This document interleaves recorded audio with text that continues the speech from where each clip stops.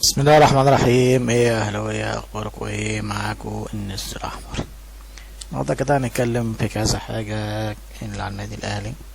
طبعا اول حاجه مبروك النادي الاهلي فوزه في افضل فريق في افريقيا. امبارح كانت توزيع الجوائز. فالف مبروك للنادي الاهلي والاهلاويه. بس هي جت في وقت صعب شويه، يعني الاهلي لسه خارج من بطوله، فتحس ان الفرحه مش فرحه قوي، يعني فريق الاهلي مش فرحان قوي يعني. بس هي جايزة كويسة للنادي الأهلي كبداية نقدر نبني عليها. فألف مبروك للأهلاوية، فوز الأهلي بالنادي أفضل نادي في أفريقيا. ده الطبيعي طبعا يعني. تاني حاجة هنتكلم بقى على شوية الصفقات اللي الأهلي عاوز يعملها في كأس العالم للأندية. وبرضه كابتن محمود الخطيب، رسالة لكابتن محمود الخطيب: اللي احنا بنعمله ده مش صح يا كابتن محمود، ان انت تجيب لعيب يلعب معاك اسبوع شهر ويمشي، فده مش هينفع معانا يا كابتن محمود. احنا محتاجين صفقات في يناير تستمر معاك، الصفقات تكون فرز اول علشان تستمر معاك. منجيبش لاعب بيلعب ماتش ولا ماتشين ويمشي، فاحنا كده استفدنا بيه؟ معلش يعني، ولا حاجة يعني، لكن ما عملتش حاجة.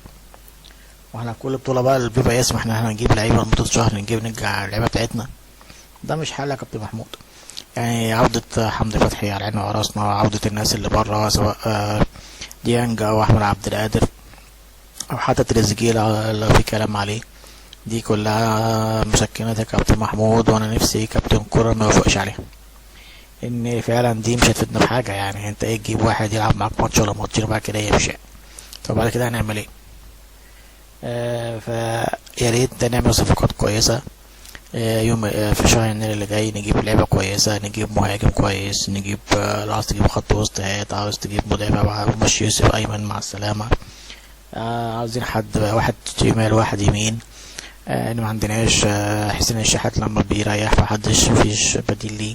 بيرسي كويس سواء بيلعبوش، رضا سليم كويس لكن هو مبيلعبوش. طاهر بقاش زي الاول، ريح شوية.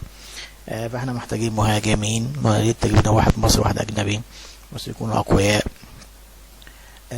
تدي فرصة لكهربا تاني يتلعب، وكهربا كويس مش وحش، مش هنشيله الليلة بتاعت الماتش اللي فات، لان كان عمر لو كان حتى كان الماتش خلص، بس احنا مش مكتوب لنا اللي احنا نكسب باتشيكو، فقدر الله ما شاء فعل.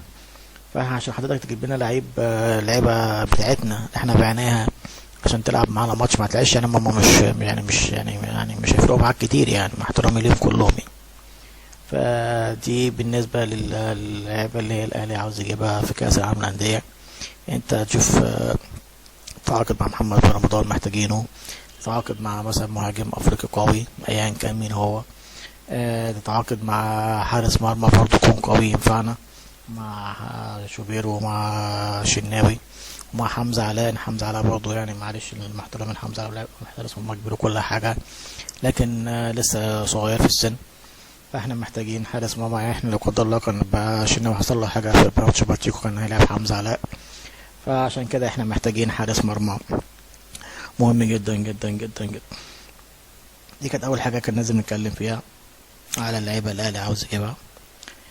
تاني حاجه كابتن محمد رمضان، لو فعلا لو كان كهربا مش كانش موجود اسمه في الخمسه اللي كان هيشوطوا ضربات الجزاء، لازم نعرف مين اللي كان هيشوط مكان كهربا وسابه هو يشوط، ولازم اللعيبه دي تتعاقب، سواء كهربا سواء اللاعب اللي كان هيشوط مكانه سواء كورة نفسه. لو سمح ان هو كهربا يروح يشوط، هو مش دوره مش مكانه. فلازم نعرف ان الكلام ده بيحصلش في الاهلي.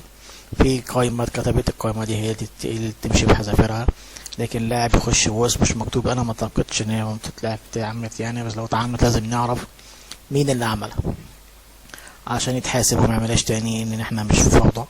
احنا ما بنلعبش في مركز شباب، احنا بنلعب في النادي الاهلي، واللي مش عارف مين هو نادي الاهلي يمشي من النادي الاهلي. اللي احنا بعد كده مش هنسمع لحد، احنا بعد كده كجمهور الاهلي مش هنسمع لحد ايا كان مين هو.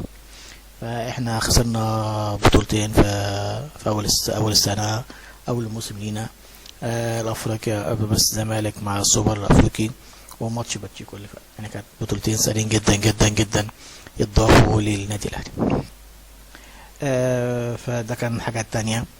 احنا كنا عاوزين نتكلم فيها برضو، انك في كلام بتقولك ان الكهرباء ما كانش في الخمسة اللي موجودين في ضربات الجزاء. تالت حاجة بقى، الاهلي بقى ان شاء الله يستعد للمباراة الجاية، شباب بلوزداد يوم الاحد الجاي ان شاء الله.